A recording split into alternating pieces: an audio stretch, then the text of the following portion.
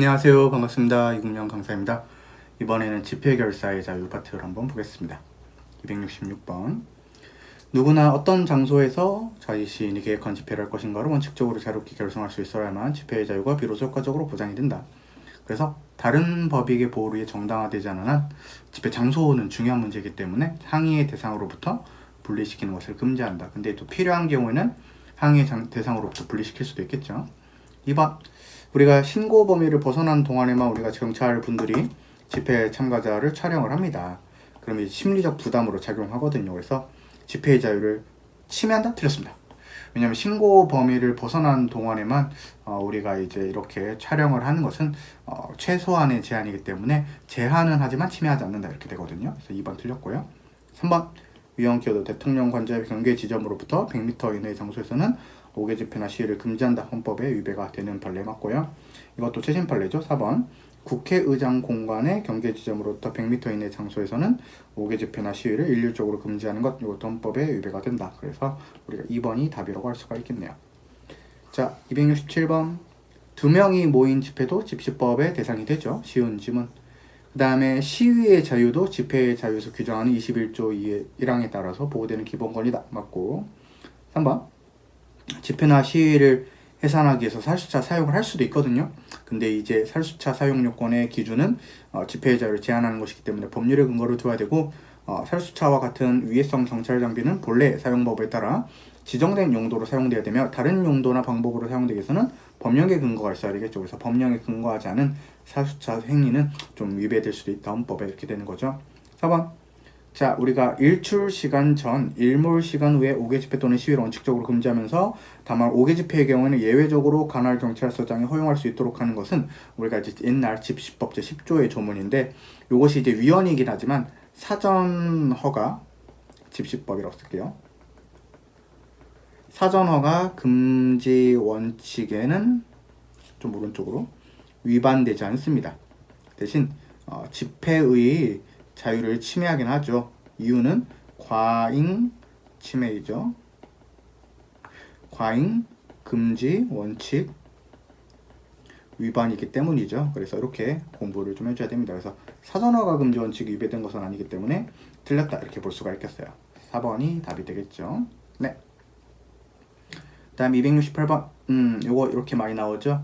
헌법상 집회에서의 공동의 목적은 내적인 유대관계로 족하다. 이 뒤에 뭐가 붙으면 이제 틀리고, 장소 선택의 자유도 포함되고 맞고, 그 다음에 평화적 또는 비폭력적 집회에 한정된다. 폭력적인 집회는 집회의 자유로 보호되자는데, 4번이 틀린 이유는 이제 사전 허가제를 물어보고 있는데 입법권이 주체가 되는 게 아니라 행정권이 주체가 돼야지 사전 허가 금지 원칙의 요건에 해당하죠. 그래서 의외로 4번으로 쉽게 풀 수가 있었다. 269번. 집회 장소와 시간과 중복되는 2개 이상의 신고가 있었을 때, 일단 이것도 여러분들 좀 애매한 질문이긴 한데, 관할 경찰서장께서 그 목적과 뭐를 봐가지고 우리가 목적이라든지 아니면 이제 취지 같은 것을 봐가지고 우리가 판단은 할 수 있어요.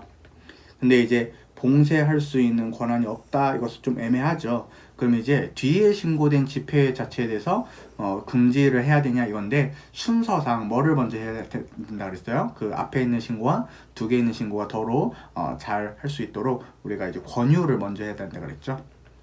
둘 다 될 수 있도록. 이게 안 되면은 if 우리가 안 받아들여주면은 이번에 후순위 신고서를 금지할 수 있어요. 근데 이 지문은 밑도 끝도 없이 바로 뒤에 신고된 집회에 대해서 금지한다고 했으니까 틀린 지문이 됩니다. 2번. 5개 집회 또는 시위의 사전 신고 제도, 사전허가 금지 원칙이 위배되지 않는 것은 협력 의무의 신고이기 때문에 맞고. 다음 3번. 아까 우리 관련된 판례인데, 각급 법원의 경계 지점으로부터 100m 있는 장소에서 5개 집회나 시위를 한 경우에 금지하고 처벌하는 것은 헌법 위배가 된다 이렇게 되는 거고. 4번. 주택조합이 있네요. 이것은 우리가 공법상의 특수 결사체이기 때문에 헌법상 결사의 자유가 뜻하는 단체가 아니다.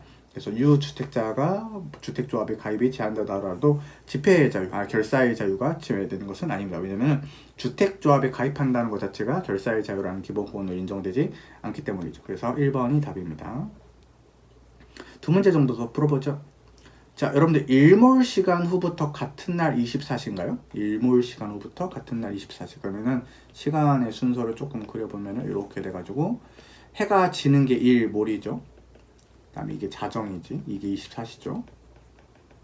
다음에 이게 일출일 거예요. 해가 뜹니다.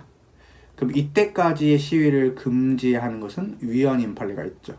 그럼 이 부분을 물어보고 있네요. 그래서 일몰 시간 이후부터 같은 날 24시 시위 경우 우리가 이런 것들을 일률적으로 금지하는 것은 과잉금지 원칙 위배가 된다 해서 야간 시위 금지 판례라고 할 수가 있어요. 다음 2번 전체를 읽으면 되죠.